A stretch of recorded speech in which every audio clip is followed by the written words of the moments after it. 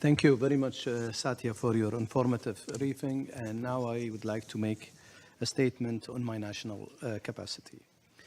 At the outset, I would like to extend my deep appreciation to Assistant Secretary General and Head of the New York office of UNEP, Satya Tripathi, as well as Willem Zwijnenberg of PAX for their comprehensive and insightful briefings on today's topic of discussion.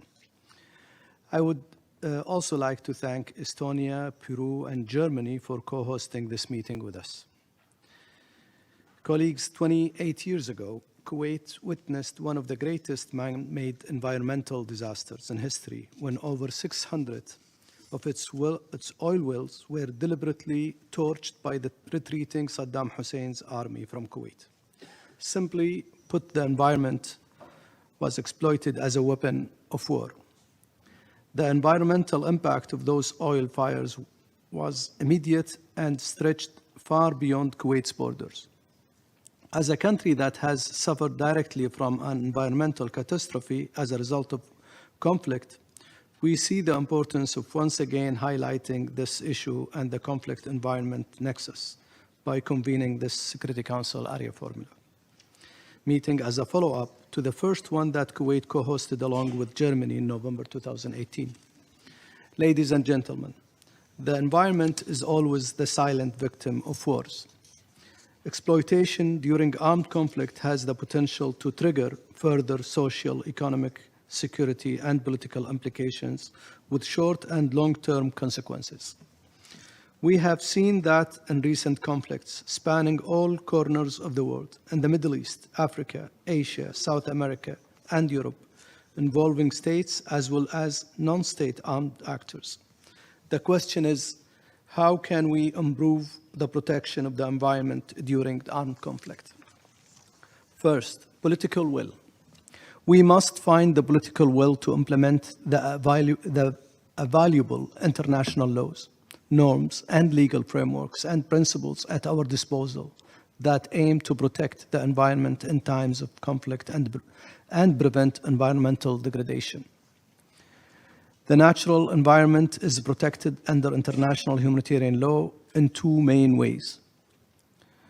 First, the natural environment is civilian in character, unless specific components have become military objectives. Therefore, all the general international humanitarian law rules that protect civilian objects must be applied to it. Second, international humanitarian law also contains rules that provide specific protection to the natural environment, which were adopted with this purpose in mind and include prohibitions and restrictions on methods and means of warfare that may cause long-term, widespread, and severe damage to the natural environment. B, prohibition of using the destruction of the natural environment as a weapon. C, prohibition of attracting the natural environment by ways of reprisal. We note here the adoption of the International Law Commission of 28 draft legal principles to enhance the protection of the environment in conflict and war situations. We also note the ICRC's ongoing work to release a revised version of the guidelines for military manuals and instructions on the protection of the environment in times of armed conflict. Where legal gaps remain in this subject, a concerted multilateral effort should be considered to fill these gaps, taking into account the positions of member states and stakeholders. Second, a comprehensive approach. We should tackle this issue in a comprehensive manner, whereby the protection of the environment applies during times of peace, but even more importantly, during times of war. Before, during, and after conflict approach to addressing this issue will require the need to step up the efforts to implement the 2030 Sustainable Development Goals. This comprehensive approach must also utilize the latest technologies and monitoring mechanisms to identify environmental damage and risks caused by armed conflict in order to improve the protection of civilian livelihoods and communities. Thirdly, what can the Security Council do? When addressing the environment in armed conflict in the Security Council, we should consider a number of ideas and concepts. Aspects relating to the protection of the environment and natural resources should be streamlined throughout conflict prevention, peacekeeping, and peace-building measures. This includes considering to include the protection of the environment in mandates of UN peacekeeping missions, as well as in the reporting of special envoys and special representatives of Secretary General to the Council.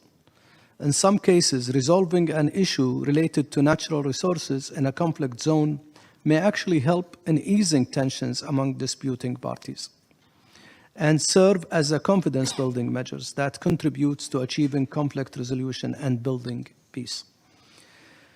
Let us not forget that competition over natural resources is often a root cause of conflict. Another area where the Security Council can play an active role is holding those accountable for the deliberate exploitation of the environment during war and using it as a weapon. These are some ideas in which the Council can play a more direct role in regards to this matter. To conclude, Kuwait strongly believes that the Security Council can play an important role in addressing the issue of the protection of the environment during armed conflict. As a victim of an environmental catastrophe as a result of the exploitation of the environment as a weapon of war, we know firsthand the strong link between conflict and the environment. This is why we decided to prioritize the issue during our Security Council membership these past 2 years and acted to raise this subject for the first time in the Council along with Germany when we co-hosted last year Arria Formula meeting. Today's meeting on the subject is a testament to our commitment to keeping this conversation going within the Security Council. I want to thank you for your attention, and now I would like to give the floor to the second speaker among the co-hosts, which is Piero. You have the floor.